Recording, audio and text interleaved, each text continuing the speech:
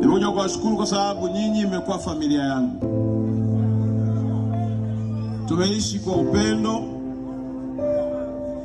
na walitaka nikiwepo hapa niwakamate, niwaweke ndani.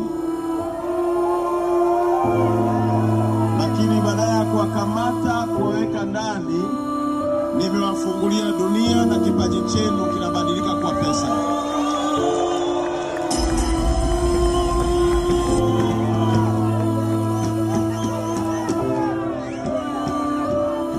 Kwa wale waliotegemea kuwaona watoto wa Arusha waliowaita AK wadudu kwamba wanakamatwa na kufungwa, waambieni Makonda hajatukamata, ametutengenezea jukwaa na tunapiga pesa kwenda mbele.